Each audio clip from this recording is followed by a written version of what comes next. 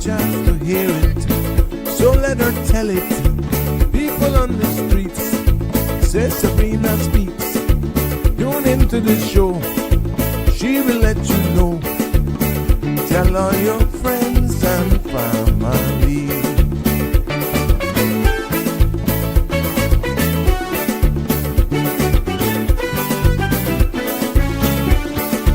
Real talk is no joke. You get the news straight up from grassroots and concerns. You can hear with some people gone. So tell all your friends to tune in to the Good evening, show. Cayman. I'm Sabrina Turner, and welcome to Sabrina Speaks, your daily dose of clarity, truth, and community insights. Every weekday from 5 to 6:30 p.m., we're tackling the issues that affect you, from national headlines to grassroots concerns. Whether you're in traffic or winding down your day, this is your chance to hear it straight and speak your truth. So buckle up, Cayman. We're not holding back. This is the show. We gotta let you know. Now we got to go.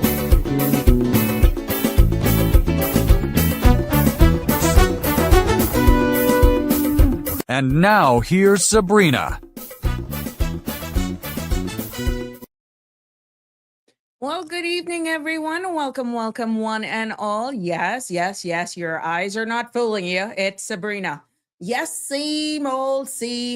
That's the beauty of being a woman of color. But yes, welcome to our family near and far. How are you? Hello. It's Friday. Aren't you excited? I am. Well, welcome one and all to another episode of Sabrina Speaks, Voices of the Islands, conversations for the world, and the podcast where voices rise, stories unfold, and inspiration takes center stage. It's so good to be back with you on this Friday as we usher in the weekend. And you know, we are so happy for our proud sponsor. Yes, this episode is actually proudly sponsored by Bridgepoint Immigration Consultants. Cayman, a new immigration consultancy, is on its way, opening its doors this May. And it's bringing with it something our community has been asking for. Yes, experience you can trust. With 25 years of hands-on expertise in local immigration trade and business licensing, British National Act, and the full spectrum of Cayman's immigration landscape, Bridgepoint is built on 3 pillars: honesty, integrity, and guidance you can rely on. So whether you're an employer navigating complex regulations, a family planning your future, or an individual trying to understand your next step, Bridgepoint Immigration Consulting is here to walk you through with that journey. Yes, your bridge, your advocate, your guide, coming soon. Yes, the content you're about to hear, including any discussions or opinions from myself, guests, and our participants, is intended solely for general informational and entertainment purposes. It's not a substitute for professional legal, medical, or financial advice. I encourage you to consult with a qualified professional for your specific concerns. Bridge Media Limited and all its affiliates disclaims all liability for any decisions or actions taken in reliance on the information presented. And yes, 345-936-8255 is the number to call. You can also WhatsApp us there as well to be a part of this live discussion. It's open mic Friday, but however, you know what we got into was some heavy hitting stuff yesterday in regards to the immigration regulations that is coming into effect. One of 4 regulations and 3 laws that is coming into force as of May 1st. And we ended last night's episode to be continued on the Caymanian Protection Fees Regulations 2026, getting ready to go into another segment of that as well. So even though it's open mic, please feel free. You can chart the course if you want it to take it someplace else. That's totally up to you. If you want us to continue, just give me a thumbs up, continue, because we're going to be doing these over multiple series of things. And I feel that at the end of the day, it is worthwhile just getting it out because of its impacts, not only financially, but even charting your course moving forward, how you report. There's also time frames for which you could expect refunds back. These are in other pieces of legislation, of course. And there are also responsibilities of reporting cancellations, terminations of employment, and all that sort of stuff.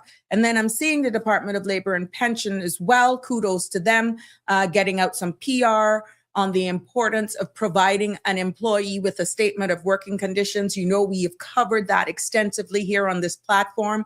The mere fact that they're actually doing it is just perfect timing with all of the reforms that are taking place. So no one should say that they don't know what's going on. So this particular piece that we intend to continue today, and of course the lines will remain open, the mic will be open, but I got to deliver. And until such time, I will continue on where we left off yesterday because of the mere fact that the piece of legislation is quite long. It's also very detailed. And by time we're done, I'm hoping that you'll have a better understanding than of most people navigating the system and what is in store. So I just want you to stick with me and as we go through this today, and just wrap it up, because you need to know, and I'm going to keep it real with all of you and keep you up to date. That is for sure. But before going in there, you know what we do here. We got to let you know how the weather is before I get to your comments. And yeah, so give me a thumbs up if you want me to continue, or you're going to be calling in. Just let me know. I'll be more than happy, but no comment, then we will roll with what I got. Let's take a look at the weather's forecast for this evening and some trajectory into the weekend as well. Compliments of our friends over there, the National Weather Service. The synopsis is calling for a few showers and possible tonight as weak instability lingers across the area. Now, light winds and seas are expected for the next 24 hours in association with a weakened pressure gradient over the Northwest Caribbean. Radar imagery shows some showers around the Cayman area moving northwest. The forecast for tonight is calling for partly cloudy skies with a 30% chance of showers. Temperatures will fall near the mid-70s. Winds will be south to southwest, 5 to 10 knots, and seas will be slight with wave heights of 3 to 5 feet. Tomorrow, there will be partly cloudy skies with a 30% chance of early morning showers, and temperatures will rise near the mid-80s, with a heat index of 92. Winds will be light and variable, and seas will be smooth with wave heights of less than 2 feet. There will be a low tide this evening at 11:26. Tomorrow, a high tide at 5:49 a.m. Sun will set this evening at 6:44, and sun will rise tomorrow at 6:01. The outlook is calling for continued light and variable winds, along with smooth seas into the new week as the high pressure system weakens over the Western Atlantic Ocean.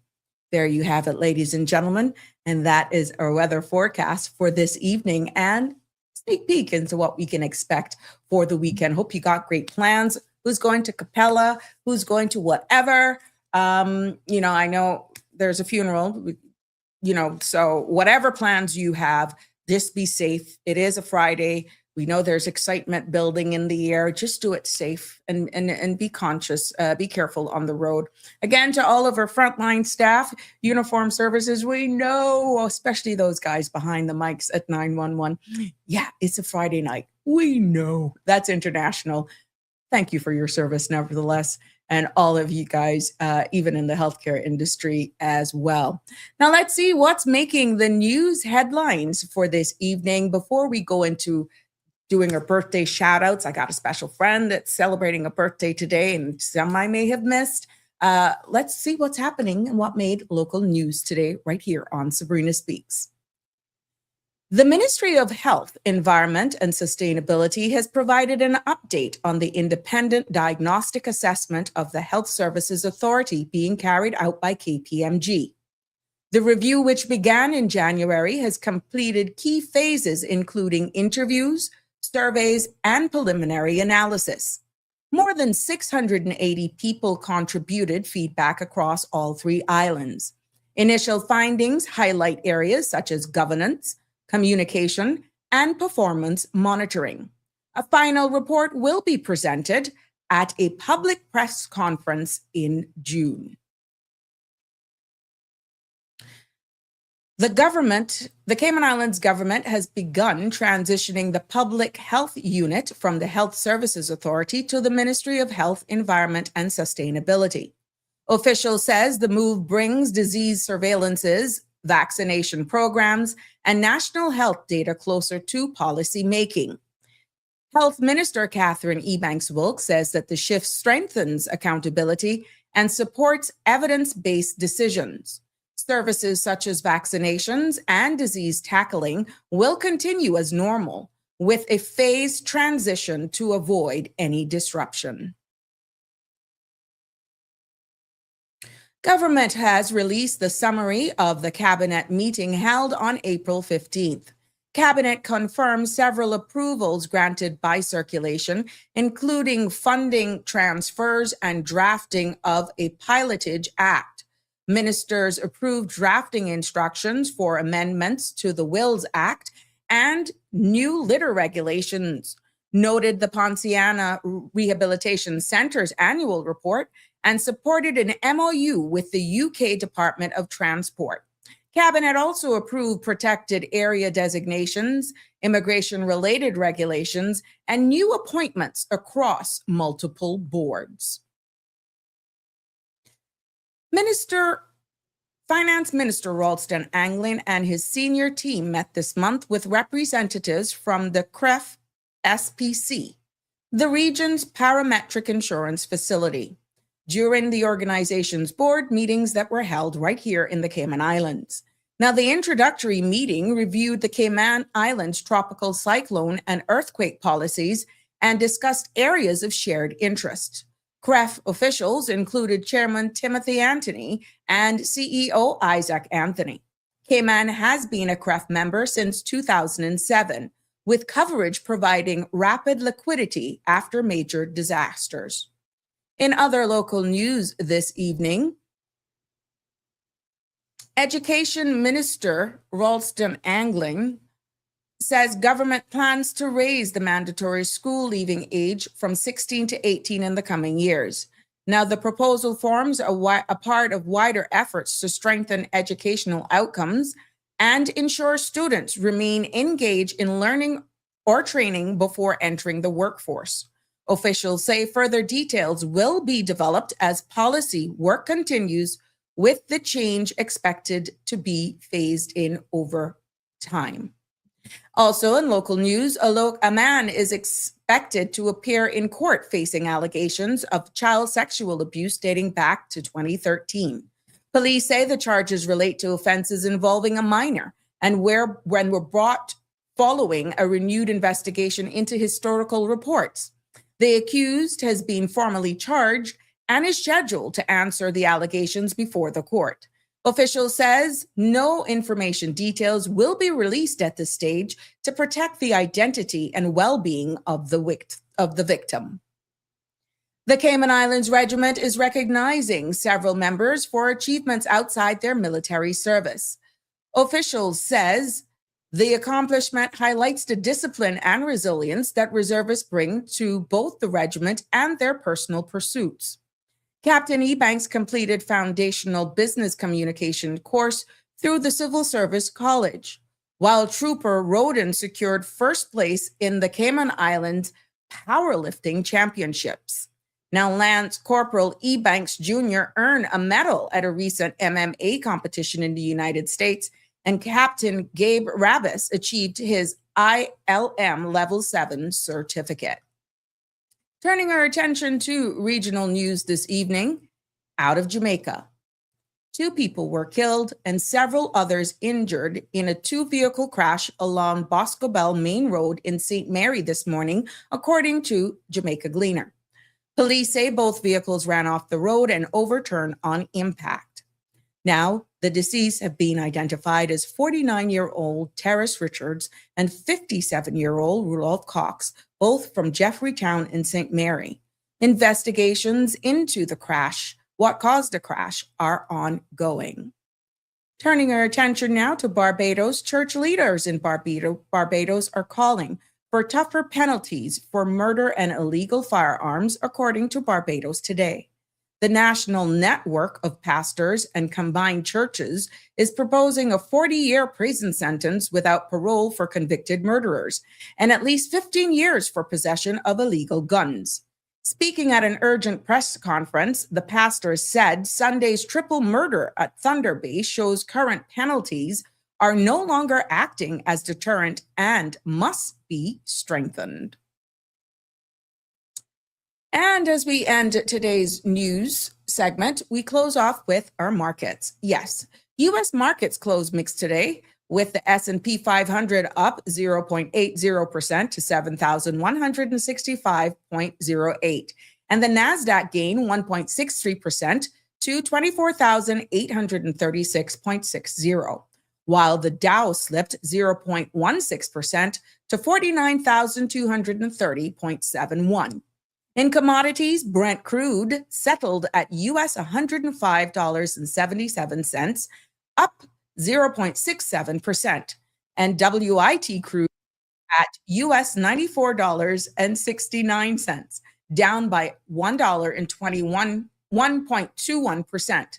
Now gold edged higher to US $4,716 per ounce, while copper eased at 0.85%. Now, Caribbean exchanges reported no major movements in their latest updates, and the Cayman Islands Stock Exchange does not publish daily closings by the time we went live. So there you have it, ladies and gentlemen. That is our news, regional and local, here this evening. And hope everybody is looking and embracing the weekend with joy. I'm looking forward to it. Started a project on myself, and you can see I'm halfway there. Big shout outs to everyone who's coming in, taking their time. We appreciate you as you make your way on in here this evening. It's good to be back with you as we continue our breaking it down part of the show, where we actually keep it real and in layman's terms as much as we can with all that's happening here in the Cayman Islands. And you know what? Before I go into the community app updates and some birthday shout outs, let's hear a little message from the ESO. Stick with me. The Economics and Statistics Office, ESO, is currently conducting the annual business surveys until June 12. The surveys collect information to answer questions like, how did the economy perform in 2025? In 2025, how much did foreign companies invest in the Cayman Islands? The surveys include all relevant entities that produce goods and services in the Cayman Islands. The surveys are confidential under the Statistics Act and are exempt from the Freedom of Information Act. Your response matters. Do your part. Fill out and return your survey forms to the ESO. Remember, better data, better decisions, better business. For assistance in filling out the forms or for more information, visit eso.ky or call 244-4676 or 244-4600. And there you have it, ladies and gentlemen. Thank you. Compliments. So when they actually come to your door, we're hoping that you, if you're selected, make sure that you do your best to cooperate, because without that, we are flying blind here in the Cayman Islands. Yeah, we are definitely flying blind. So that's it. And just in case you missed it, because you're wondering what the heck's going on, we'll pay it back again throughout this show, just to keep you all in the know. Let's send huge birthday and thank you for all of the love that you guys are sharing on the Sabrina Turner Community Activist Facebook page as we celebrate Cara. Yes, Cara celebrating a birthday today. Happy birthday, Cara. Lots of love coming your way. Maybe we can hook up a little later. Maybe, hint, hint, wink, wink. but from all of us here. And you can see by the outpouring support and love and well wishes being shared with you on our Facebook page. There's lots of love going around for you today, and wishing you all the best from all of us here on the Sabrina Speaks platform, and by extension, friends and family that are dear to us both. We wish you many, many, many more birthdays, and we're hoping that you're having a blast thus far. And of course, today's still a young girl. You can see I'm halfway ready. Happy birthday, you, my love. Yes, yes, yes. And to all of those persons who may be celebrating an anniversary, or other persons celebrating their birthday today, or you're just celebrating life, we do it with you as well. Connie Bonnie sharing the love. I see you through the corner of my eye, and I got those images as well. And yeah, for all of those as well who are mourning the loss of a loved one, our thoughts and prayers also go out to you during this difficult time. We know there's a lot of mixed emotions. There's a lot going on right now, but we just want you to know our thoughts and prayers are with you always as you navigate this time. And we also want to remind you, the Ministry of Youth, Sports and Culture and Heritage presenting this gospel concert that will take place on Saturday, May 2nd at the Agricultural Grounds, and that'll be from 6:30 until 10. We got into our featured headliner is Tasha Cobbs Leonard, and also folk singers will be joining as well. So this is a free event. You want to go, make sure you go to that. And also, look here. Guess what? 3, 4, 5 days here. That is Friday, the 1st of May. So you want to go out and you want to be dressed in, showing that Caymanian pride as we kick off our Heritage Month, the entire month of May. And it's still opportunity. Should there anybody want to make a part of this historic 2026, that the Cayman Islands has dedicated an entire month to acknowledge who we are, help us embrace who we are as we celebrate this. But you can also do this by showing your national pride and wear your Caymanian Proud shirt, Caymanian national dress, or red, blue, and white colors of the day, especially on Friday, the 1st of May. For my part, we would do it all month. And show up, share how you're going to show up, especially on this day.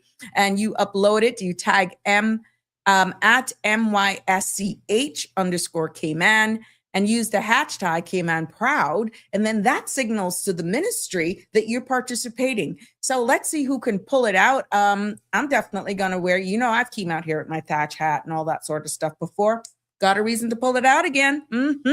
I'm going to be doing that as well, joining in on the fun and showing my pride here. And let's do it. It's history in the making. Sponsorship opportunities, I'm sure, are still welcome. You just reach out directly to the Ministry of Youth, Sports and Culture if you want to sponsor this event, or maybe see how you can get involved in this history. You want your branding on any PR opportunities that you can have to show your public participation. You can actually be the turning point for the ministry as we actually celebrate for an entire month. So corporate opportunities and sponsorships are still available. Reach out to Tanissa Barnes over there at the Ministry of Youth, Sports and Culture to find out what other opportunities, packages, or where you can chip in. We know this is going to be a joint effort, a community effort, and we appreciate all of our corporate partners and sponsors in making events like this, national events especially, something uniquely and even more special with your participation. Then, of course, the Sunday the 3rd is a church service. Yes, that's going to take place at the John Gray Memorial Church in West Bay. And that's from 11 o'clock. And that's going to be a special service. We know what we are founded on. We know what our principles are here in the Cayman Islands. And I'm not by any means surprised that this has kicked off this whole month-long celebration with a church service. It speaks volumes as to who we are as a people. So yes, this and lots more are happening. You will be hearing more as well as the whole agenda continues to fill up their tea parties and sister islands.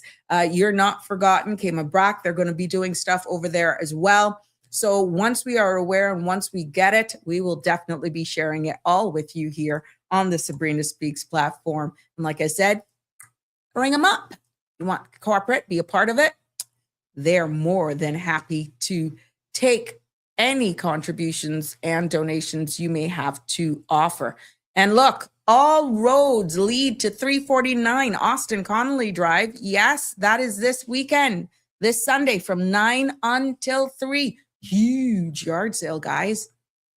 Huge. Can you imagine going to a nice yard sale and walking out with something for 10 cents? You can hardly even get fudge for that if you even get it. I remember the days you could go and pick up, what, candies? Yeah, but now this is a yard sale that you can get stuff. You could possibly leave with stuff for 10 cents. And who to tell? You want a bargain? You want a bargain? Yeah, even make an offer. So from household items, kitchenware, footwear, all roads lead east on Sunday, which from 9 until 3. 349 Austin Connolly Drive, and that is across from Ocean Frontiers. If you need a landmark, that's where that location will be for the huge yard sale. All are invited to go out and see what's in store for you, and we're definitely going to keep you abreast of it as well. Once you follow my page, I will be keeping you up to date with all of what's going on. So, yep, we're going to just grabbing my flowers here as I take advantage of everything that's going on. But good evening, Harry. You were first to class today. Hello, hello, hello. You're still up. The UK's in the house. Good evening. It's good to have you here, Connie. And a love to you. I see where you were actually bussing it. Yeah, you were killing it. But you were still at work. You were still at work. I know how it goes.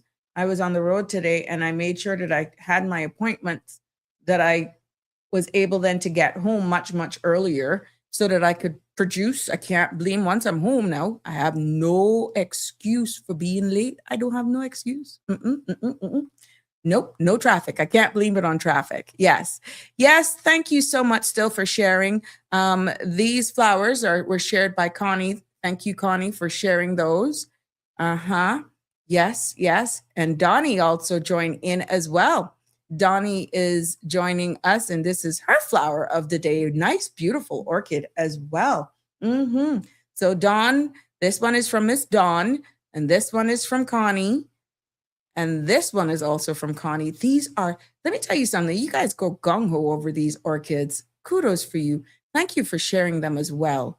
Means so much to me being able to share this with all of our plant lovers. It does something, I tell you, it does change the mood and make it much lighter. Yes. So there we have it to all of those. Carol, you see, Carol, what you see in my head, you went to the hair, it's this lady, Carol. The team over at Slay Beauty Bar, they keep me in line. Sometimes it's me that's the problem, but I can't take any credit for this today. I got to thank her. The woman is skilled. This is unsolicited PR for Slay Team. Yes, but Carol, you're bad. Part 2 tomorrow, right? But thank you so far. Everybody's liking it. You know, I had to do the 1-2 selfies. But the funny thing is, I got to share it with you. When I got home, exactly what I told you. The dog barked at me because he's like, who the hell is that? Who left here is not who came back. The dog barked at me. He had no clue who was standing up in the front of him. But yeah, if you listen closely, you would have heard me laugh out loud. Again, the flexibility of a woman of color. Yeah, we rock it. But thank you from the bottom of my heart for definitely stepping up to the plate and making me presentable. I don't know how long she could last, but Yep. I'll see you tomorrow as we continue. I'm going to get to these longer ones, Harry. Donnie is in the house. Thank you so much. Thank you, Jimbo. That's a good thing with me, you don't know who's coming home. Once I got an appointment with the hairstylist, Jim, you get multiple personalities. I'm a Gemini. Remember that, Jimbo. So I'm always, You get multiple versions. Crystal Gale, Halle Berry. I don't know what this one is. This is I could get you in trouble look. Yeah. They're talking about Vibes Cartel. Oh, Lord, the song that Sandra played this morning, I didn't even know what it was saying, but automatically your girl just started doing her thing. I wasn't, yep. And there wasn't no look out, she's backing up. Yeah, guilty as charged. Guilty as charged. Unapologetic.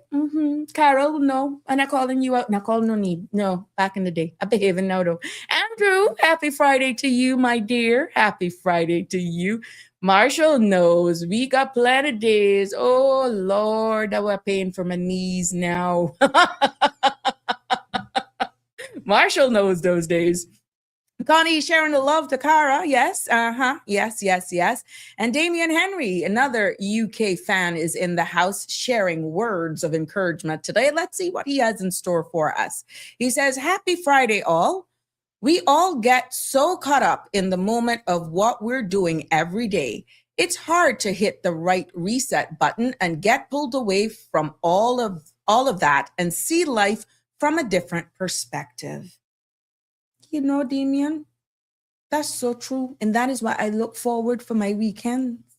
Yeah, I look forward for my weekends. Unapologetic. And I chart that course. Ay, ay, ay. Look at my friend. Look at my friend. Look at my friend. Am I okay to share? Am I okay to share? Tell me if I can share it. Tell me if I can share it. Look at you. Oh. Just give me a yes if I can share. Oh my gosh. Excuse me. Yes, excuse you. Yes, yes, Connie Bonnie. Jim is sharing the love, Connie, with you. Good evening, Aliano. How are you, my dear? I hope you're doing well. I hope you're doing well. Oh, we have Daisy and dandelions. That's about it. Oh, over there. Yeah, but your temperatures are so whacked. Yes. Oh my gosh. I don't know how you guys deal with it. I have a friends over there that I keep in contact with. When I was telling them the temperatures that we were having here, they're like, oh no, it's been yucky. It's been rainy. It's been this, it's been that. And I was like, okay, yeah. So I can only imagine what you guys have. Yes, that's Janet Jackson. Oh, that's what you're saying. That's Janet, Miss Jackson. That is okay. You don't want to pull the Tina Turner. I had a wacky one once where it was spiked for a while and I rocked her. Jim, one piece of trouble that got me into. Whee. You know how we do it here on a Friday. It's wind down. We get all comfortable. But yeah, and having this weekday show and other stuff that is happening in my life, thank God things are moving. I'm going to get busy. So I got to do what I got to do. And I really look forward. This is why Damian Henry's this means so much. Balance is key. So yes, yes, yes. Wake up, Cayman Islands is here as well. Happy Friday to you. Harry says, we sunbathing in 5 degrees Celsius heat. We are getting sunbirds at 8 degrees Celsius. Oh, on one of the 5 days, it's not raining. Poor you guys. Oh my goodness. Being in the UK for a short time is one thing, but in all honesty, unless it's for business, and I would even come back there to see it to visit, to play tourist. But to say live there, I'm sorry, I'm a Caribbean girl. And but kudos to all of you who actually do that. For those of you who are over there for educational purposes and you've made that sacrifice. I mean, for the connections that you all can make as well is another thing. But yeah, I couldn't see me adapting very easily by choice. If I had to, no, if I had a choice, it wouldn't be that.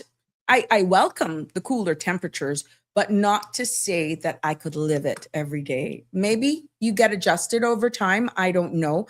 I'm not scared of the cold, but it's the gray, gloomy days. I think that would really bother me a lot.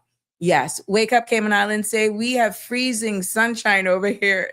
We have freezing sunshine over here in the UK. Yeah, must be those space heaters. Try to live in the forest like me with board and deer and foxes and mud and oh my yuck. Oof. Keep it. Harry, keep it, my love. You keep that all to yourself. We will send you lots of Cayman warmth, love, and sunshine and good energies. But darling, you can keep that. Yes, well, welcome, one and all, as we continue here on the Sabrina Speaks show here, because we are going to go into a section. Let me try to find where I left off now. We were going into substantial business presence.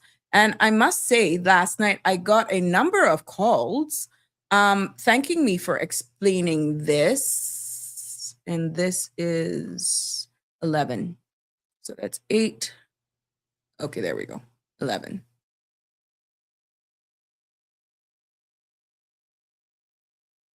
Substantial business presence. Oh, no, don't be too kind. Oh, Harry, you're too kind. I won't swap with you, darling. I love you dearly, and I don't even know who the heck you are because you're hiding behind this name. But no, you can keep it. I love the virtual Harry, but you can keep it. No swapping going on. Aliano says, spend 4 months during COVID from July to September. It was bipolar, but the overall experience was good. Yeah, I must say, what interactions I did have there, I really enjoyed it. Even though it was unofficial business, in all honesty, my cousin who accompanied me, she has a total different perspective. That brute, while I was there working my tails off, she was just sending me selfies and all sorts of stuff. And I will be going back very shortly to actually see it through a regular tourist eyes. Oh, really? Okay, Harry, thank you for clarifying that. So I'm not actually calling you something that you're not, out of respect. But yeah, but I want to come back. I want to just really take it in, like do a solid week and just appreciate it outside of the eyes of being working. So yes, but I would love to. Absolutely love Seattle. When living there, but the doom and gloom of fall and winter with the gray skies, Jim is saying not for him. Summers aren't long enough there. Seattle is good. Canada, I went to Whistler. That's bordering Alaska.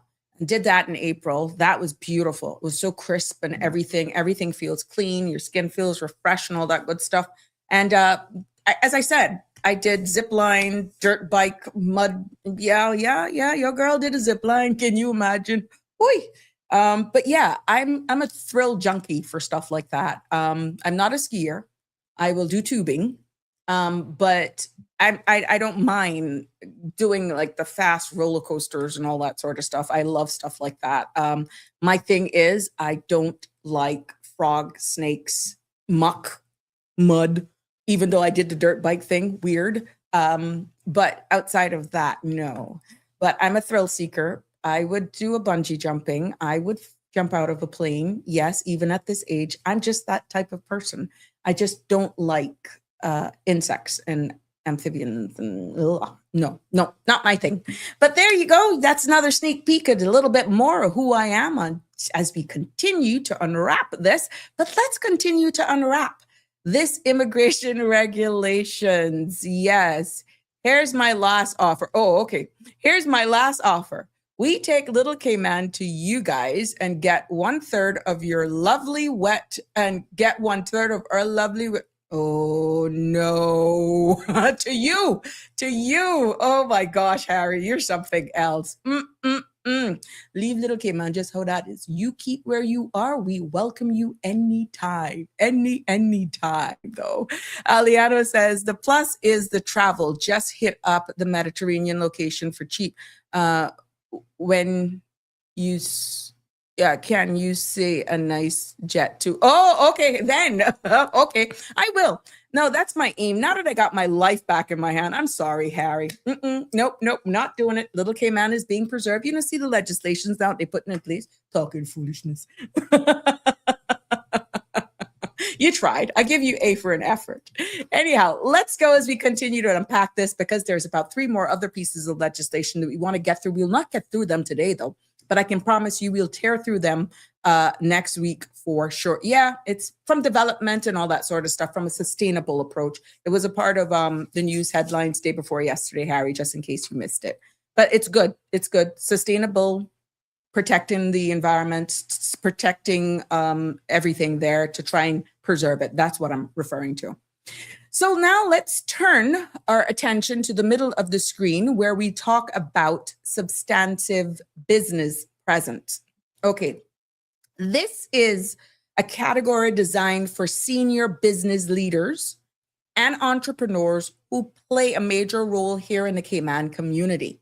And the residency certificate substantial business presence is what this is labeled as. Now, this certificate, like I said, is for senior management role, and they're going to be able to apply for this certificate. And the filing fee for this is $1,000.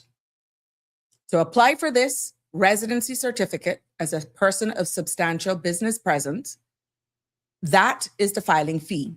Now, if that application is approved, the applicant must pay $12,500 for the issue fee to receive that certificate.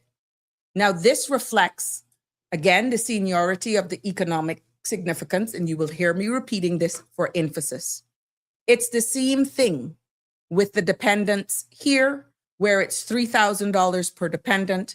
There is an annual dependent fee that also is attracted for $3,000, as you can see.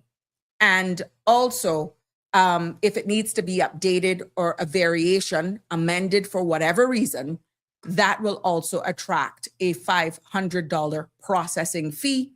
And of course, then any fees thereafter is on a prorated, if anything like that, okay? Variations are the same as we've discussed yesterday for those of you who are following and continuing to follow this through. And they too have to do an annual declaration that will attract a filing fee of $500 each year. Now, please note, again, if there are multiple job titles, that these job titles will attract the fee that one has to pay every year is the highest fee attached to the job title. So if there's multiple job titles, and let's say one is $10,000 and one job title attracts a fee of $2,000, the fee that they would have to pay is the $10,000, the higher of the two job titles. Okay. Now we see where section 12 goes on at the bottom here, business staffing plan, and that goes on very short section actually. And this is a structured document that employers and organizations outline how the company manages its workforce. You may have heard news about the Business Staffing Plan Board being given a different mandate, and that pretty much, with the exception of 2 persons, everybody else was removed. But what this actually does, just for the sake of this application, in case you don't understand what it is a structured document that is outlined how a company manages its workforce. And that also includes Caymanian recruitment, training, succession planning, and the use of work permit holders. Now, what this plan is supposed to do is that it is a key tool that is used by the WORC and Business Staffing Plan Board to ensure that the organizations is actually developing Caymanian talent, pretty much using taking responsibility of giving Caymanians the opportunity versus foreign labor. And what this section actually highlights is just what the fees are for submitting a business staffing plan, and if approved, what those are. We are hearing some information, though, that even with this new change forward, that there are some compliances that were approved or attached to a lot of the business staffing plan. Let's say scholarships where you actually sponsor someone, or you do a cash donation or a cash amount to UCCI, it appears, it is alleged that a number of these approved business plans were not in compliance with these conditions. And it's only after the foot was put down to say, look, if we're going to be here as the gatekeepers of legislation, and we're not supposed to be granting work permits for organizations who are either in breach of pension laws, not paying pension, or just outside the terms and conditions, not complying with the conditions, why are we as a board still granting work permits? You would think that the law says you need, in order to get work permits, even though you're a business staffing plan holder, these things must be adhered to.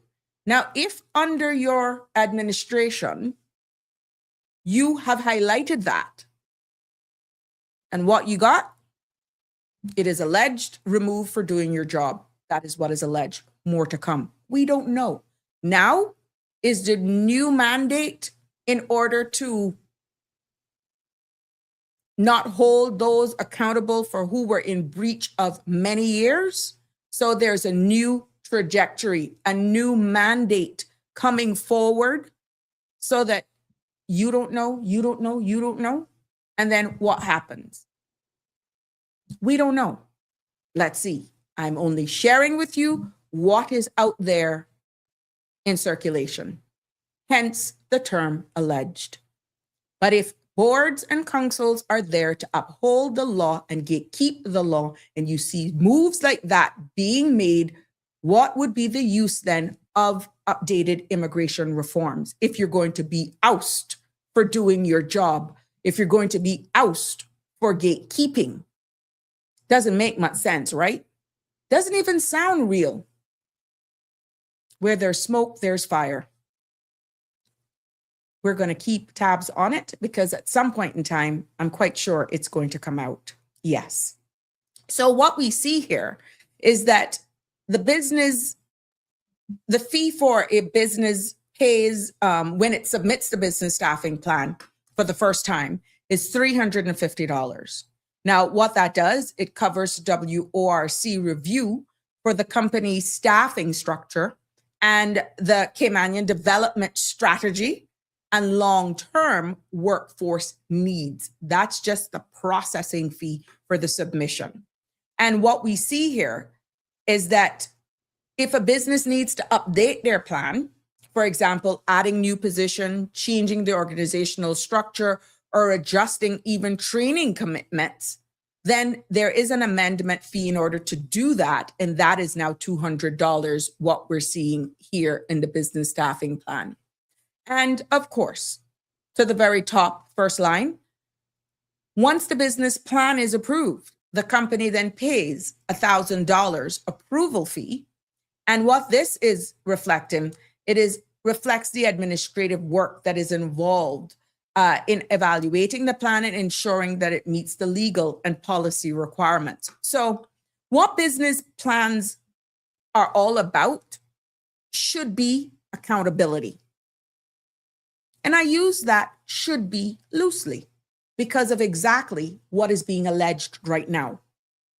So business staffing plans are all about accountability and making sure that the companies who fall under it are developing Caymanian talent while responsibly managing their foreign workforce, their expatriate workforce.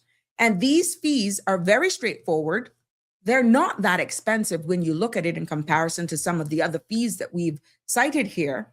$350 to submit and $200 to amend, and a simple $1,000 for approve it once the plan meets the required standards. That's all it is. That's really all it is. So let's take a look at this section that is very practical. This part may impact a lot of persons that are here. And the fees for reissuing of immigration documents, these are the charges that people face when they need, let's say, to duplicate a certificate or to amend or correct a work permit, or even replace. They're aiming now to do ID cards, right? Yes, this section is all about replacement of documents, not new applications, not renewals, but reissues. Yes. And what we see here as well is that these fees are generally modest, reflecting the administrative cost of producing a new document, right? So we're going now to section 13, which is at the top of the screen.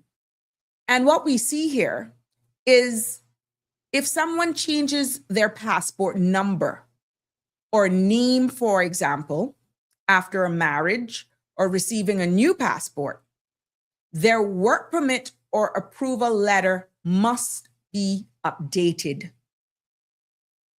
And in order to update that within WORC and for your records to be reflective of that, the fee to reissue the amended document is $100. So if someone has a change of their passport, let's say it was renewed, so the number changes, or a name change, for example, by deed poll or marriage, or let's say your passport was lost or damaged, whatever the case may be, you must update that. You must get those amendments reflected on your work permit because everything then would have changed. And that now, in order to do that, is going to cost you $100.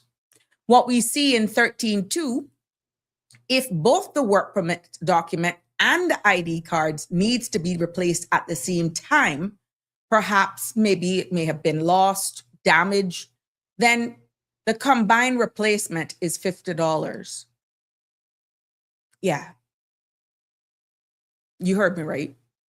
The combined replacement, because they'll be done in like a duo. I guess for production reasons, it's cheaper to do two.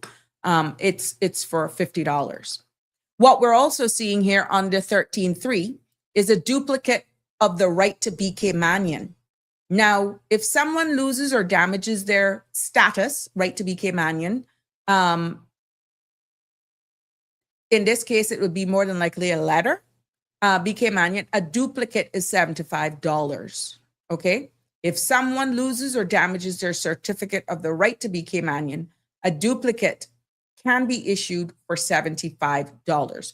So that's duplicate certificate of the right to be Caymanian is now going to attract a $75 fee. And what we see under 13.4 is a duplicate residence and employment rights certificate, RERC. The replacement for that, whether it's lost, damaged, or requires reissuing period, that's now going to attract a fee of $100. Now, a duplicate certificate of any category of permanent residence, regardless of the type of PR held, a duplicate certificate is now going to cost you $100. Same thing for substantial business presence. So the holder of this business-based residency certificate, if they need a replacement, that is now also going to be $100, and that's reflected here under 13.6. 13.7, same for a certificate replacement for direct investment. And the same $100 applies under 13.8 for a certificate for retirees as well. So duplicate for residency, a certificate for retirees, they can be obtained for $100.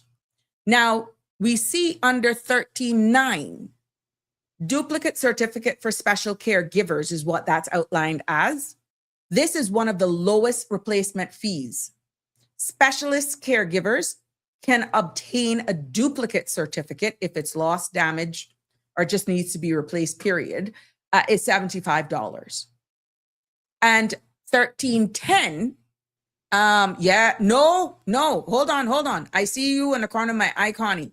Let me go laminate mine and put it under my mattress. Do not laminate any of these documents. That is one of the things that you're told when you get your naturalization certificate, British Overseas Registration Certificate. Do not laminate them. I know you want to protect them. It's best for you to, it makes them void. That's the reason. It makes them void. Do not laminate them. So what you want to do is get a protective sleeve and keep them in a, yes, I hope you haven't laminated yours, but yeah, they warn you about this. Don't laminate them. Get protective sleeves for them. You think you're doing yourself good when you do that, but no, you're advised not to laminate them because it makes them null and void. In the US, you can't laminate your Social Security. They're just certain documents as well. It's the same universal thing in other jurisdictions as well. So yeah, if you're thinking about that, don't do it. Just put it in a seal. Yeah, it makes them void. Some people don't want to take them. Yeah, so your best bet is don't laminate it. Now, please, that doesn't mean it's revoked. So don't go blowing a fuse. Doesn't mean it's revoked. That it all it means is that if you ever have to do something, let's say UK wise or internationally, some countries will not accept a laminated copy. So your best bet is to not laminate them at all. Just keep them in a plastic cover. So if you've laminated, you want to go down now and duplicate all of your stuff before the 1st of May, because after the 1st of May 1st and thereafter, these are the new fees that are going to hit you. So if you know you've laminated everything that you've had because you've had the experience of going through Ivan or whatever, yeah, you want to probably go and make the requisition to get them replaced if you don't want to pay the differential in fees. Okay. 1310, duplicate certificate for permanent residents, persons of independent means. If a high net worth resident under this category needs a replacement certificate, it's going to cost them $100. Yeah. And then we see where the miscellaneous fees will show up under 14. We will go into that. We'll cover small but important changes such as reentry and that as well. Good evening, my love. How are you? So yeah, we're going to just go into the miscellaneous stuff because I know a lot of you go through these things, or you have staff or persons who may be needing these and wanting to know whether or not these have changed, which is why I'm taking the opportunity to let you know line by line what these fees are going to be. So we're going to jump right now to section 14, which is on the bottom. No, last one, child. No, WhatsApper, I would be the last one. No, my sweet. Sorry. No, I don't. I have no clue. But yeah, 14 is miscellaneous. And this looks at the small but essential changes that is very important. Okay. So these are put in here now to support the day-to-day functioning of what we're seeing as an immigration system. And what is happening is that these fees apply to a wide range of administrative services. And I'm talking, as you can see here, reentry stamps, copies of documents and appeals. And, they may be small, but people need to know exactly what is going to hit them as well. So reentry stamp, this used to be $20. 14.1 here says, if someone needs a reentry stamp, usually when they're traveling while an application is pending, this fee is now going to be $50. And what this does is that this reentry stamp ensures that they're able to reenter. Pretty much that their immigration status remains valid when they return to the islands. Outside a reentry stamp, sometimes you're barred from boarding an aircraft if you don't have a valid work permit or stamped if you're on a work permit. Okay, so reentry stamps are usually for that case, or if you're pending a RERC application, or you don't have a working by operation of the law endorsement in your passport because you're either waiting on an appeal or something like that, you need to get a reentry stamp. And what you need to remember is that these reentry stamps, let's say you go and you pay your $50 and you say, I'm going to travel from the 1st of May and come back on the 15th. But they give you until the 1st of June. Once you use that reentry stamp and re-enter, and let's say you need to travel again, but will come back before June, that stamp, you would be required to get another one. It's only good for one travel. So even though you would have come back before the date on the reentry stamp, it's only good for one round trip. Okay, but make sure you come back before the date that is on that reentry stamp. Otherwise, you could be have some issues boarding a plane or gaining entry into the islands. Okay. Now, if you want to get a copy of a document, let's say an applicant needs an official copy of an immigration document, copies are $20. And this, again, is merely to cover certified administrative copies issued by work. Yes, my dear. So 14.3 is a fee for appeal to the WORC board. You know, some appeals go to the appeals tribunal. And if you get a refusal of something, you may need an appeal then to be dealt with to the work permit board. Okay. These appeals will now cost you $100. So if someone disagrees with the decision made by a WORC officer, because they can be dealt with administratively or by a board, you can appeal that decision. If you're not satisfied with a decision that was made by an administrator, you can appeal that decision to the board. And the filing fee for that appeal is now going to cost you $100. Now, appealing to the Immigration Appeals Tribunal now, this one is a bummer. This one is a big one. This is the highest fee in the miscellaneous category, period. And appealing to the tribunal is a more formal quasi-judicial process, meaning you're not going to the courts, you're going to a middleman. And that is now going to have a filing fee alone of $3,000. And what they're saying is that this reflects the complexity and the administrative costs of that level of review. So it is alleged that a lot of people knew that they wouldn't win an appeal, let's say if they weren't approved permanent residents for being here a long time. But because the backlog was so long, they felt that if they got it, fine, they would be happy, it's worth it.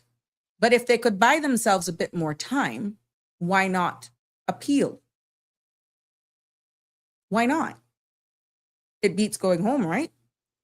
It gives you an opportunity to work as well, but you have the right.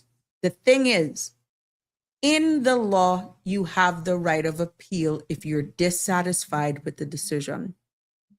But now it's coming with a fee of $3,000 and no longer $1,000. So this, my friends, has gone up by 200%. So if you're aggrieved, dissatisfied of a decision, the appeal is now $3,000 just to submit it. Now, during the course of that, the rights to work is a total different process, okay? This is just to get the wheels going. That's the administrative cost payable to government, right? 14.5, we see where now this is saying a fee for registration of a job on the WORC electronic portal. Remember, once upon a time, they said that was for what, $25? Yeah. Employers can register now job vacancies on WORC Jobs Cayman portal at no cost. So that was a change versus what was in the draft. And what this is that they're saying this now supports transparency in the labor market and ensures Caymanians have free access to job listing. So right now, in order to post on that, it is nil. Okay? So you're seeing where that is free under 14.5. 5. As we continue to go down now to, want to make sure I catch my bearings here. 15. Yeah, let's go into 15. And 15 is speaking about the business visitors part of it. Yes. And this is a category that affects short-term business travel right here in the Cayman Islands and usually down at the airport. Yeah. This is designed for persons who just needs to enter briefly to conduct business activities without taking up employment here, but needs to, when they're on the ground, to actually do business, to transact business. And quasi make that the word of the day. Google it. Yeah, Thank you, Wake Up. Now, it covers things like meetings, site visits, training, or even short-term professional engagement. Maybe you're a sales rep, that sort of stuff. Yeah, that is what this is for. And the fees vary depending on the type of work the visitor would be doing, if they're employed locally, and whether the applicant wants express processing as well. What we're seeing here under this section for business visitors, which is at the bottom of the screen, is that this is a standard application for business visitors, and that's $500. Okay. Now, Express determines based on the amount of the occupation. So there's just not one set fee. It depends on the category of the occupation. So once it's approved, again, it depends on the occupation category. And let me tell you something, those different categories are huge, but that's what you need to remember about that. And what happens under this section of 15.4 is that it just goes into a lot of other things, which is further on, which we will scroll through that for expediency in just getting through this, because it is a number of occupations that are listed there, okay? We see where the categories A now, for you, we can see here that we will have occupations, let's say, for example, 10,401 to 32,400. They have different fees of like $750 a visit. You notice Cayman and Little Cayman are a little less. And then for express fees, they have 400, 350, and 250 as well for express fees. So we will notice in all of the fees that Cayman and Little Cayman are much lower than those over here in Grand Cayman. So that's something that you need to actually be aware of as well, because it does make a difference. And then we see where category B, occupation with annual work permit fee, 2,001 to 10,400. In Grand Cayman, we see where it's $375 per visit. Express fee, $350. Cayman and Little Cayman, $281.25 and $350 for that. So you have the three categories based on their occupation of work and the range of their work permits going from highest to lowest. And the lowest one, any work permits with a job title, $2,100 or less. In Grand Cayman, it's $150 per visit, an express of $250. And BRAC and Little Cayman, we're seeing where it's going to be $112.50 and $250 as well for the express fees. So business visitors permits are structured typically around the type of work the visitor will be doing while they're here, employed locally with, as we've outlined, the higher skilled occupation reflecting a more per visit, and which is similar to what we said for the different work permits. And remember with PR as well, those occupations. So that is exactly what that is going for. We know a lot of you use the temporary work permit system, and we will just be going through here in section 16. And these are used for short-term employment needs, anything from a few weeks to several months. And this will allow businesses to fill urgent or seasonal gaps while still complying with the Cayman labor and immigration laws. Now, again, these fees are also structured around work permit fees that would apply to the occupation. So you're going to see a similar thing here happening where it keeps the system consistent. And what we see then here with the temporary work permit fees is that the application fee depends on the annual work permit fee. So based on the occupation. So if the annual work permit fee is $2,001 or less, then it's going to be $150. If the annual work permit fee is between $2,101 and $10,400, we see then a fee of $250. If the annual fee for more than $10,400, then we see the filing fee now going to $500. Pretty much reflective as to what we saw in the other area. For an application under 16.2 for an extension on a temporary work permit, the extension fees again mirror the initial application fee. Same thing. Where the occupation attracts a fee of $2,100 or less, you're going to see $150 being the fee for the extension. $250 will be the fee if it is $2,001 to $10,400, and $500 if the annual fee of the work permit attracts $10,400.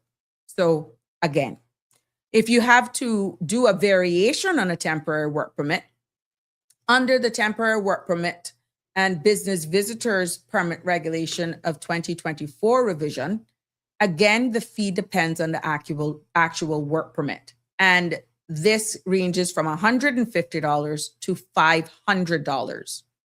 And in layman's terms, a variation is sometimes needed when someone needs to have changes such as employment details, duties, or even the start date, and even other conditions. So again, the fee is consistent with similar what you are used to paying, just that they're now a little higher for temporary work permits, okay? What was said is that the work permit fees themselves were untouched.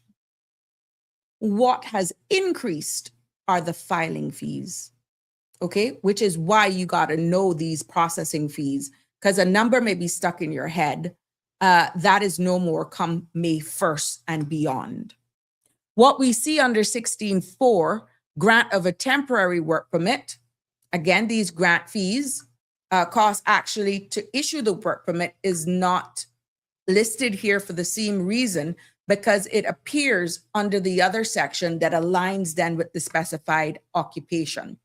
So I'm just making sure that I'm covering everything here, and the same thing applies for the extension. When we see now under section 16.6, dependent fees for temporary work permits, this is now attracting a fee of $250 per dependent. So if a worker includes a dependent on a temporary work permit or adds one later, the fee is $250 per dependent for each temporary work permit or even the extension. So what you're seeing is that temporary work permits are also following a simple structure. The application, the extension, the variation fees, all scaled within the same range of the annual work permit fee for the job, the actual grant, and the extension fees as well will be shown as we go along to explain this further. We see where the seasonal workers as well, fees have had some changes, but again, this category is designed for industries that rely on short-term peak season labor. More you see that in the tourism, hospitality, sometimes for a specific job in the construction as well, and maybe agriculture and events as well, okay? And the key difference here is that the seasonal permits cannot be extended or renewed. I bet you didn't know that. Yeah. Seasonal work permits cannot be extended or renewed. And the grant fee is calculated differently from the standard work permits. So please allow me to break that down under section 17. What we see is the very last one on the bottom of the page before I go to page 17 is that this now, the application fees depend on the annual work permit fee, with the first fee being $150, and that is if it is a work permit fee of $2,100 or less. And then what we see is that if it's a little bit more, 2001 to 10,400, it's $250. And then a $500 fee is applicable to those who are $10,000 or more, 10,400 or more. Okay. So these are your seasonal work permits. So the cost again applies to the seasonal work permit. It mirrors the same or similar fee structure used in the standard work permit based on the annual work permit fee. And we see the same if you have to amend it, if you have to vary, if something changes. What we're seeing, it ranges from $150 to $500 for those. Under 17.3, whatever that annual work permit fee would be for that occupation, again, sometimes the grant fee, the cost to actually issue the work permit is not a flat number because it's calculated using a special formula. Okay, 66%, the grant fee is 66% of the relevant annual work permit fee. Yeah, how they come up with that, I don't know, but it is an awkward thing. So I suggest if you have to go through this, you just go either with an open check or be prepared by debit card that they can break it down for you if you find yourself in this position. But normally what we see is that the grant fee is equivalent to 66% of the relevant annual work permit fee. So whatever the work permit fee would be for that occupation, the seasonal work permit fee costs 2/3 of that amount. One would say, well, for easy math, why didn't you just do 50%? Don't ask me. I'm just delivering it. Okay. 17.4 would be easier for the head, wouldn't it? 17.4, it goes into the dependents, including dependents as well. If you have to add one, then it's $250. So yeah. So what, again, for emphasis, a seasonal work permit lasts 8 months. The key takeaway here is that it cannot be extended or renewed. And if the employer needs the worker again, the employer must submit a new application. Now, this ensures that seasonal work permits remain truly seasonal and do not become long-term work arrangements. That's what is envisaged from there. So I hope that you're able to get that, but this is more like the hospitality industry. You know, Capella is here. You got another big one that's coming. Sometimes business visitors work permit work for these people. Sometimes it may be a seasonal thing for 8 months. If you know you're going to have multiple events in that 8-month span, maybe it may work out better for these promoters to do a seasonal work permit with justification. Who to tell? If you never thought of it before, maybe you might want to look at that category. If you are one of these promoters and you know you're going to be using the same people over again, it may be a good time for you to consider seasonal, because a lot of people don't think about it in the hospitality industry, but events as well could be a case where if you're a promoter and the person needs to come back and help you do stuff, lighting, I don't know, but you may want to check out the offerings under the seasonal worker permit section. Miss Juliet Solis says, fall indeed is my favorite season, even though we really don't have it here. Yeah, it's true. True. Preparing for the holidays. Denver's in the house. How you doing, Trouble? He says that temporary work permit needs to be eliminated with the exception of very few instances, which really requires one to work here.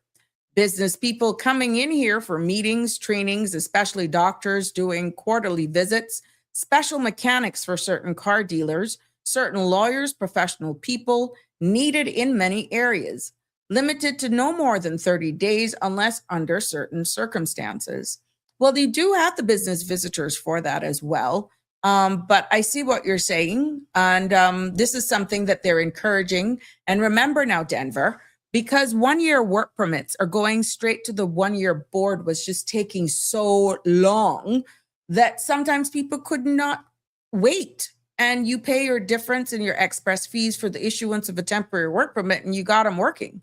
So maybe if there were more processes where grant work permits applications or any applications going to the board were a bit quicker, you would see less of these applications for temporary, or temporaries only be used for temporary purposes. Temporaries were never, ever designed for you to then transition into a 1 year work permit or to be used as a phase to do somebody through probation period. They were really designed for once that temporary is over, you're out of here, buddy. But then because the boards were taking so long that people just couldn't wait 3, 4, 5 months, businesses were being impacted if they had done the whole hoops and hurdles and making sure that they couldn't find a resident or a Caymanian to fill the role, or for specialist cases, they just couldn't wait. So yeah, I'm hoping now with what is envisaged, what is stated publicly, that they're planning on improving the processes as to how quickly these applications are now processed, and that they're in the process of also dealing with some of the outdated and longstanding backlogs, that you will see temporaries being used for exactly why they came about in the first place in the near future. Wake Up says, say if extensions time can accumulation, and how much extensions is allowed? Only one extension. For which one? Temporaries? Only one extension. One extension for the same employer. So you do the temporary and then one extension, not exceeding 12 months. I've seen people who have done back-to-back extensions, but in between those extensions, they've had multiple employers. So let's say you do a 6 months bout for one employer, then you change for whatever reason, you go to another employer and you're on another temporary. Yeah. So, but it's only one extension, not exceeding a combined period of 6 months. So I hope, Wake Up, that answers your question there. Understood. However, it's been a loophole for far too long. It's only been a loophole because people weren't getting pace. There were no pace at spitting out the decisions of these work permits any faster. So people just went straight to the work permit board. Yeah, that has been an issue, a longstanding issue for years. And now we're seeing demand on temporaries that even when you pay for express fees, you're not getting the turnaround times as allotted. So you're paying express fees and sometimes waiting longer. And that is something as well that's been embedded into another law piece of regulations that we're going to discuss next week, that gives you definitive timelines of how long an application should take to be processed if you're requesting an express. And it goes into exactly refunds as well. So I'll break that down a little bit more for you in another episode. So yeah, I can see them putting these in laws, and we have to be careful, because careful in the sense where if you're making it into law and you are not performing at the standard or in the time, in the parameters that are embedded in the law for whatever reason, that government agency can now be challenged. You get what I'm saying? So if they say, we're going to give you a decision in 7 business days, and it takes 14, 30 days, they can be challenged. So we'll dissect it a little bit more so you understand. So things that are now being embedded in legislation and cited in regulations, government is opening themselves up to now being challenged if they're not able to spit out decisions. I'm not saying a yes. a decision within the time frame. And that's the same thing when it comes to refunds, is what I'm seeing. Yeah.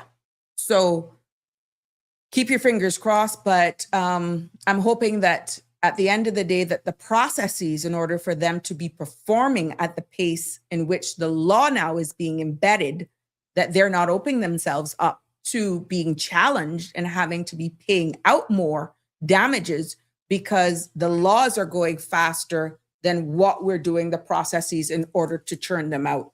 That's just common sense conversation.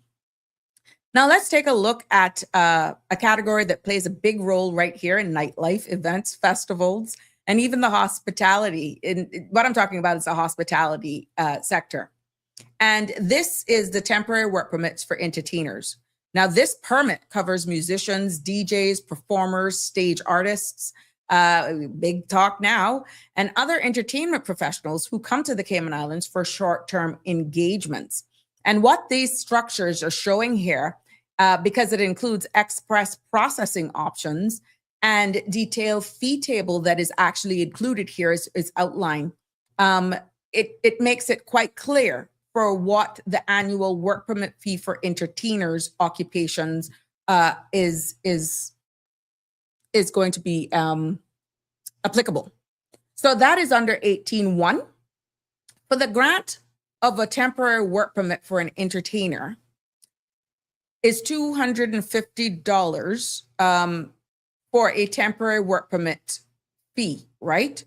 This fee, this $250 applies to temporary work permit for especially for entertainers. This is a flat fee. Unlike other categories, it does not scale to what annual work permit fees would be.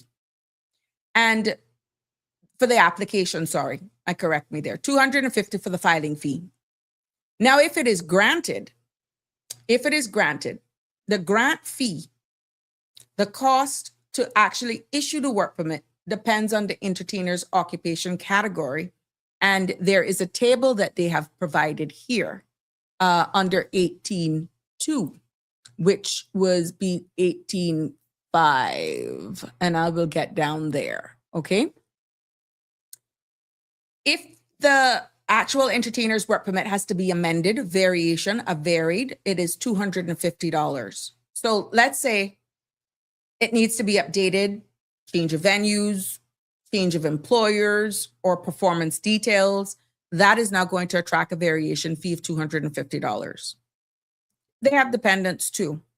18.4 actually says here that if the entertainer includes a dependent or adds one after it is granted, that also attracts a fee, and that fee is now $250. Now, the grant fee for a temporary work permit for up to 90 days, there is an express processing fee. And of course, you see where these are reduced should they be performing in the sister islands, Cayman and Little Cayman. And there's a special rule for permits lasting 91 to 180 days. Okay. So the rule for 91 to 180 days permits is that the fee would then be 50% of what a regular work permit fee would be if that is the case. All right. So what we see is that annual work permit fee, $375 or less. If they're in Grand Cayman, the fee of up to 90 days is $100. Express for that is $300. In Cayman Brac, it's $75 for up to 90 days. And the Express is for $300. Category B now actually shows where the work permit fee is $376 to $875. We see where up to 90 days is $200. Express fees $450. Cayman Brac $150 to $450. Again, this covers mid-range. And you have these different categories, C, which is to the bottom, where annual work permit fees are $860 to $2,100. Express fee is $600. But again, the fee is $300. And then the BRAC is $225 for up to 90 days, and express fee of $600. What we see then in the D category, annual work permit fee of over 10,000 or up to 10,400, up to 90 days, 750, express fees 750. So it's the same. Cayman and Little Cayman, the up to 90 days is $563 and $750 for the express fee. Then it goes down to E. You have work permit fees that goes as high as $32,400, you know. If they fall under the category of that attracts a fee of $10,400 to $32,400, then in Grand Cayman, it's $1,500 and an express fee of $900. In Cayman Brac, it's $1,125 and $900 for the express fee. Now, what we need to note is that this tier is top tier for major performers, headline acts, and high-value entertainment professionals, okay? And what is important to note is that dependent fee is CI $250 for dependent for all temporary work permits, regardless of the duration. So for all the concerts that are coming on here, entertainers permit follows a structured tier in here, as we're explaining. It's a flat application fee. And we see where the occupation grant fees and express processing options for urgent bookings, right? So whether it's a DJ flying in for a weekend or a band performing for a season, the fee that is outlined here is a structured scale based on the level of entertainment that they will be actually doing. Denver say, so there should be no work permit for musical entertainment in hotels. Far too many Caymanians here that can do that. And we have Victoria Wheaton here, who specializes in recruiting Caymanian musicians in all categories of music. Continuing with the comments. Like I said last night, all permits are actually temporary or should be, because a Caymanian should be training for that job, even if it takes years to find Caymanian. Permanency blocks Caymanians, wake up, further commented. Now let's turn our attention as we go down then to the work permit grant, because a lot of you transition and you've been hearing, well, why do you have to go through the temporary? What's up with the work permits? Remember, a lot of these fees that have been changing here are the processing fees. The work permit fees based on the occupation, what we have been told, remains unchanged.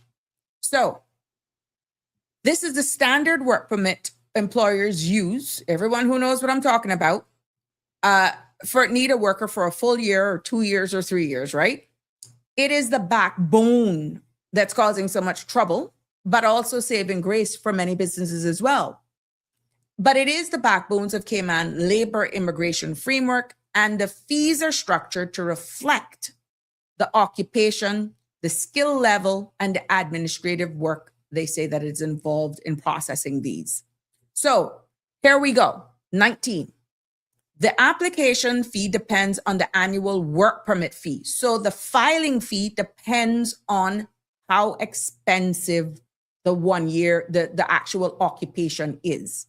So if the occupation, if the job title has a work permit fee of $2,100 or less, your filing fee now for submitting that work permit grant is going to be $150. If the annual fee is $2,101 to $10,400, anything between that, your filing fee now is $250. And if the fee for the annual work permit is $10,000 or more, the submission filing fee is now going to be $500. So this is the fee just to apply. It's not to receive the permit. And you can see what I've said here. Higher skilled or higher earning occupations pay higher application fee. So $150 or $250 or $500 are now the submission application fees for work permit grant applications. What we're seeing now is, again, that the grant of these work permits, those have remained based on the occupational list, and we were told that they have remained unchanged, okay? Now, if someone under 19.3 changes their employer details, duties, hours, location, or needs a variation, the fee mirrors the application fee. So it's the same. If you need to do a work permit amendment, whatever you paid for the filing fee for thing, it's going to be the same. So $150 if your work permit fee is $2,100 or less, or if it's between $2,001 and $10,400, it's now for an amendment to a work permit, $250. And it's the same thing to amend it if you're in the higher category, $500. Okay, that is to amend a variation of a work permit. So variation costs the same as the initial application because they require similar administrative processes. What we're seeing under 19.4 as it pertains to the dependents, if a worker includes a dependent or dependents on their work permit, the annual fee is, again, based on the annual work permit cost, $350 per dependent if it's $2,001 or less, $525 per dependent if you're making if your work permit costs between $2,100 and $10,400, and it's $750 per dependent if your work permit attracts a fee of $10,400 or more. So dependence increases the cost of the work permit. That's important for you to know. And that the fee scale, again, aligns with the occupation of the annual work permit fee, just in case you didn't realize that now. There is a non-repatriation fee. This bond, that's $250. This fee is required for every worker and each dependent, and it helps to cover the cost of repatriation if needed. That is the reason for that. Now, I've heard some utterance out there that says that needs to be increased. Which plane ticket you can get right now that can take you off of here for $250? So do you think that that makes sense? Or should it go back based on the region in which your nationality is coming from, where it kind of hits a sweet spot, but what's $250? So right now, that is $250. We see where 19.6 now is included, a non-refundable work permit identification card fee. That is $50. So every work permit holder is going to receive an ID card, and the fee to issue that card is $50. Now, we heard in some of the debates made by the opposition, Mr. Roy McTaggart to be specific, he says, well, what if the work permit is refused? Would that be a part of the fee that is refunded? Because the card would not have been issued if the work permit was refused. And unanimously, they agreed that his contribution was sound.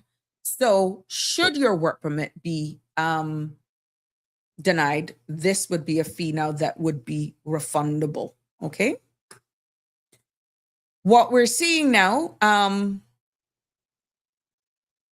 for the ID card, same thing with multiple occupations for us to be aware of. You pay the higher of the two. So that's something that you need to be wary of. And same thing with variation. If a new occupation is higher, the annual fee, if you're varying it midway through an application that has already been, or a work permit that has already been approved, you pay only the difference until the next anniversary date. After that, persons will then pay the full fee. What we see now, express temporary work permit refund rule. Thought this was in another one. In the notes, this is good for us to explain here.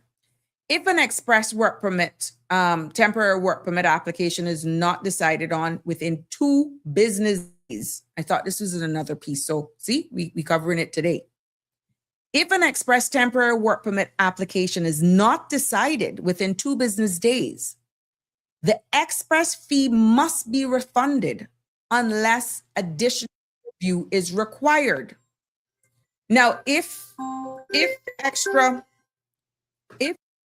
time is actually needed, if extra review is needed due to legal or administrative obligations, WORC must notify the applicant within the 2-day window, and a no refund is then required. So I want you to see what I was saying before, that they have to make a decision or give you an answer within 2 business days. Good evening, caller. What's on your mind? I just called you, quick, but laugh out loud. What you say? Repatriation fee for $250. Where they got repatriate them from? A bit of Brock or what? Must be. It says it's to assist in the repatriation. So I think their tickets might be that or nearly that or more. I don't know nowhere else. Mm-hmm. Mm-hmm. One time we wanted to go to Tampa and it wasn't even, and we wanted $800 for a ticket. $800. Mm-hmm. What's that? Yep. And it gonna be more. I wasn't listening too much because of feeding my husband, but when I hear it, I say repatriation fee for $250 way and get ticket to that, maybe to Little Cayman or Cayman Rock. But people were complaining about the processing time and how long it takes. So we're covering that section now because, like I said, these are things that are now embedded in the regulations, and people, if they don't adhere to these times. We're gonna get a new America here. We gotta change the name. This they call handle foreign, and they call the US big foreign, but we gonna have to call this big foreign from now on because, like Jimbo say, I agree. I wish I would buy him. I would shake his hand 2 million times. Only people gonna be able to live here, the rich and the famous. Well, we gonna dead. We asked for reform, and this is the revenue stream for it, and this is why I'm going through it line by line. They want it changed, so then I want to get. Well, they get dollars, they get coins, they get everything. So, but these are the fees. It's too bad. It's too bad that we all gotta live with it. Mm-hmm. Who did it or whoever did it? That's the bad part. That's when it hurts. That's when it rubs into the skin come off. That's when it burns. Mm-hmm. Well, there we have it. Yep. All right. Thanks. Anyway. All the best. Have a good weekend. Yes, ma'am. Yes. All the best. Too. Yes. Thank you. Yeah. Denver is saying, is it a strategic misalignment in our employment in Cayman, whereas people who have skipped and here from a job to job for as long as they were here until to get their status are now turned down just like their own other indigenous Caymanians? Well, what do you mean? Skipping from job to job? There could be reasons why they've done that. They could have upskilled themselves and gone higher up because they're not barred from even studying while here. So I don't understand. Mr. Denver, I really don't understand that one. Because once they have reached their eligibility time to apply for a PR in accordance to our laws that we've written and passed, whether or not they had 300 employers, as long as it was done legally, they are eligible to apply under a different section to remain and reside permanently.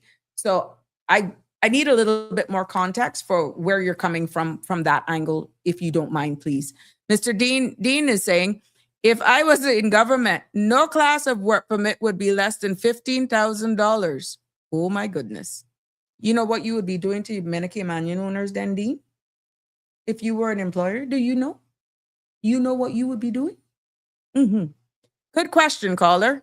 It should be $5,000 to $6,000. That is in regards to the repatriation, as Ms. Shalma was alluding to. Okay. Yeah, I think $250 is a joke, to be honest with you. That should have been amended a long time ago.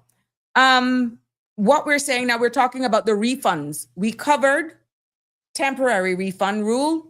If an express temporary work permit application is not decided on within 2 business days, the express fee must be refunded unless additional review is required. Okay? Going for the express annual work permit refund rule. If an express annual work permit application is not decided within 14 business days, the express fee must be refunded unless additional review is required. Again, WORC must notify the applicant within the 14-day window if extra review is needed. So you see where the same guarantee applies to annual work permits, but with a longer review window.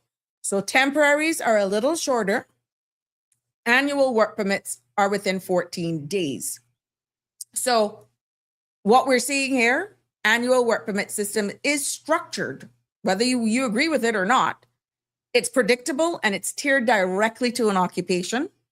And it's clear with the rules for dependence, variations, repatriation fees, and even express processing is guaranteed. And this is the backbone of the Cayman's labor immigration framework. But I'm getting a sentiment that you all are agreeing that the repatriation bond part of it should be a bit more. $250 is laughable. After they got status, they can no longer get a job.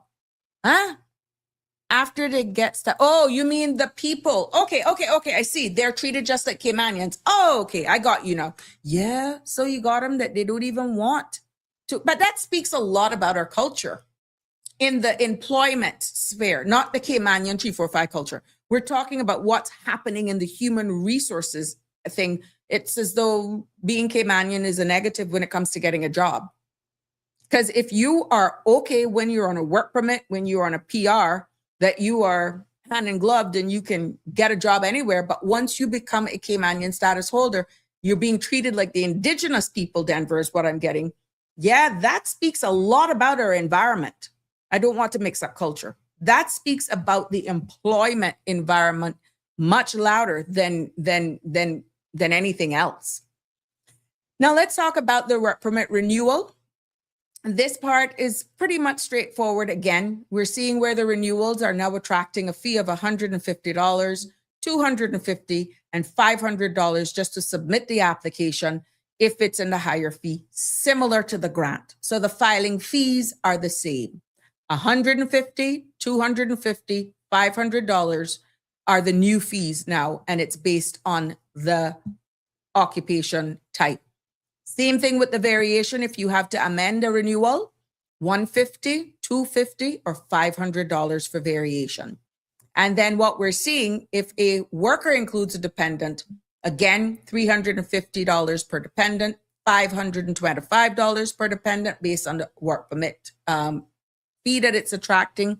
And for the record, I'm down on 4, and $750 per dependent, going on to $525. And unlike the initial grant, there is no $250 repatriation fee required at a renewal stage. I think everybody knows that. And this is one of the key differences with a renewal, okay? What we see is that non-refundable work permit identification card. Every renewed work permit requires a new ID, and the fee is to issue that card for the renewal, which they're saying that one is not refundable. It's only if it is refused. What we're seeing, same concept, multiple occupations, you pay the higher fee, similar. And if you have to vary it after it's granted, $150. So that is something that you need to think about. And what we're talking about, annual work permit express determination fees, what we see here under 20 subsection 7, which is in the middle of the screen, you can express a 1 year now, grant renewal. $375 or less, $100 for the express fee. 3 annual work permit fee range, $376 to $875, $150.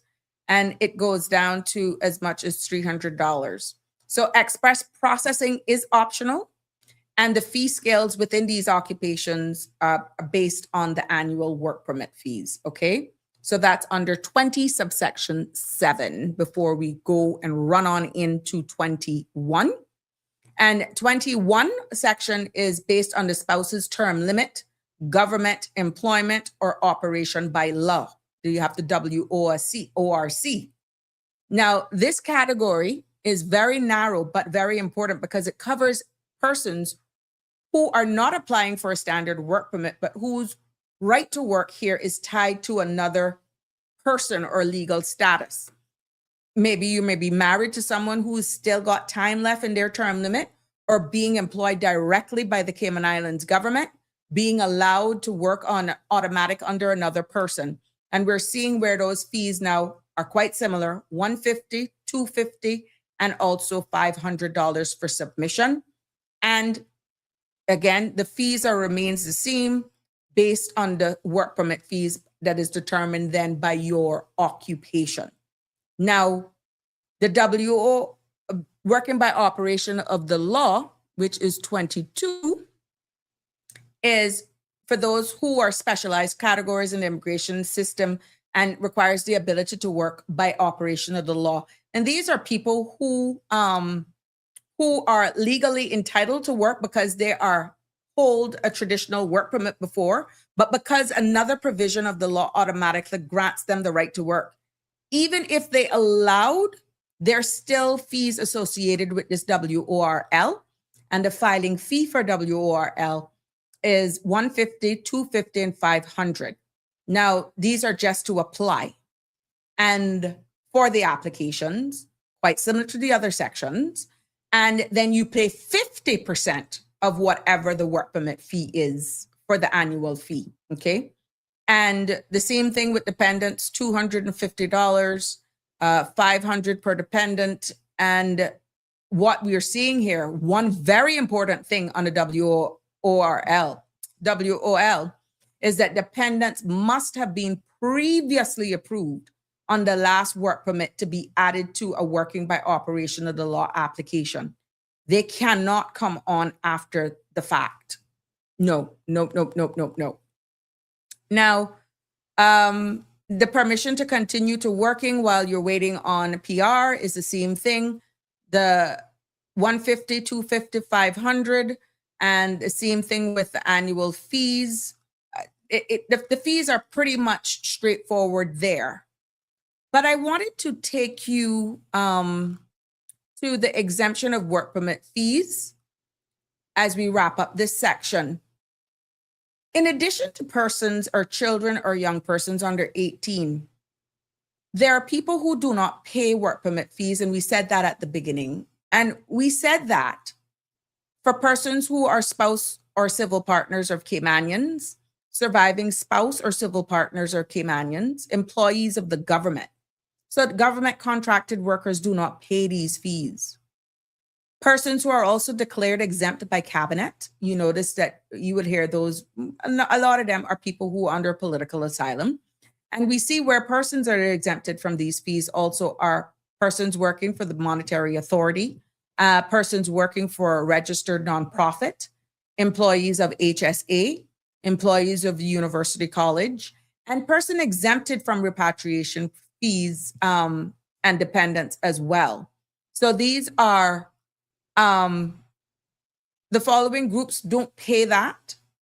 These these bonds, and these are persons who, one, government employees again, including teachers licensed by the Educational Council, ministers of religion, SEMA employees, HSA employees, and UCCI. Yes. So these groups are exempted from additional fees that normally apply to work permit holders and their dependents. Now, what we see is that there is a 6-month rule for work permit fees. If a work permit is granted or renewed for 6 months or less, only 50% of the annual fees applicable. So if the employee worked 6 months or less, up to half of that annual fee may be refunded. Now, if the worker worked for more than 6 months, no refund will be given. So it's not a prorated basis. And what we're seeing, if an express temporary work permit decision is not ready within 48 hours, the express fee must be refunded. And the exception is if additional review is required, the refund does not apply. I'm just making it clear. If the temporary work permit was issued for less than 90 days, there is no fee extended up to 90 days. Now, if extended beyond 90 days, a fee equal to half of whatever the annual work permit fee would then apply. And again, refunds for special caregivers, refund requests must allow, that is under 5. I'm trying to get through this as quickly as I can. For these special caregivers under 67, refunds requests follow the same rules under the Caymanian Protection Act, as we stated earlier on. So wherever the regulation says fee varies, you must refer to the annual work permit fees in the schedule if you're picking this up for the first time, okay? I wanted to just jump down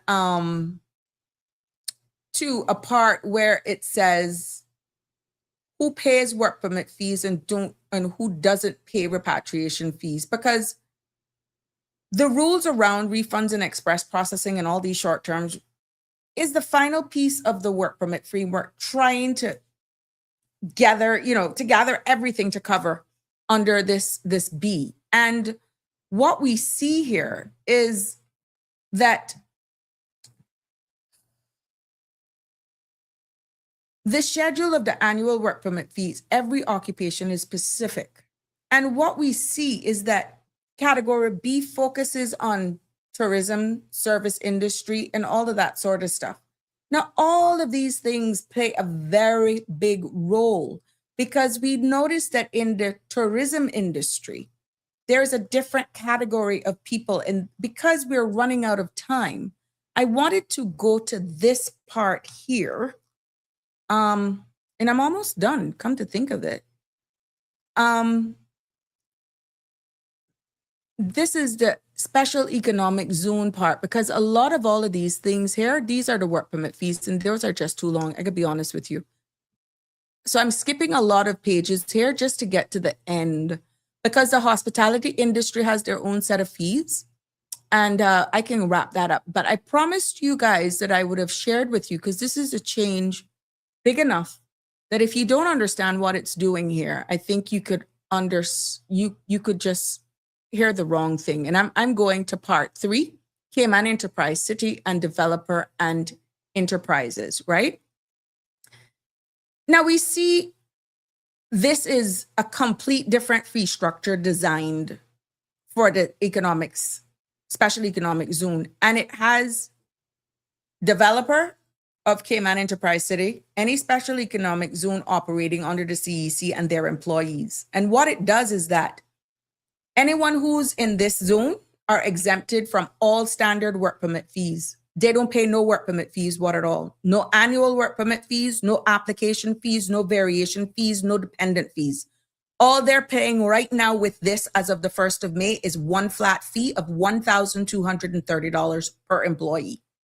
So every employee in the Cayman Enterprise City, whether they work for a zone developer or a zone company, is covered by one single simplified annual fee of $1,230.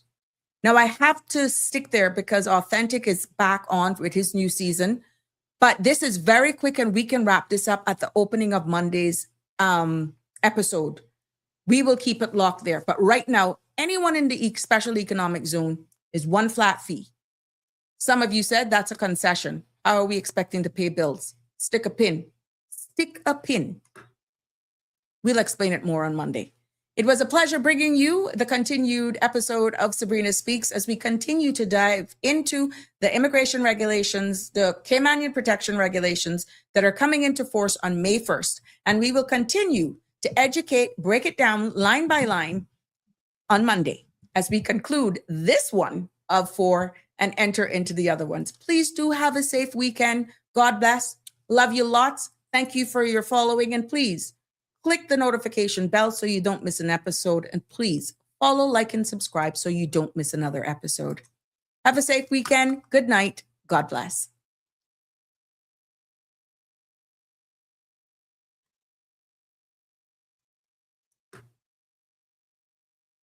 That's a wrap for today's edition of Sabrina Speaks. Thank you for tuning in and for being part of the conversation. Remember, the dialogue doesn't stop here. Stay engaged, stay informed, and most importantly, stay empowered. We'll be back tomorrow at 5 p.m., same time, same place, right here on CMR TV and radio, where your voice matters and your truth is heard. Until then, Cayman, take care of yourself and each other. That's it for today's edition of Sabrina Speaks, where your voice matters, your story counts, and your truth is always welcome. Join us weekdays from 5 until 6:30 p.m. right here on CMR TV as we dive into the topics that matter most to you. Catch the show live or on demand at cmrtv.com. And don't forget to follow us on Facebook, YouTube, and Instagram so you never miss a moment. Until next time, stay informed, stay engaged, and always speak your truth.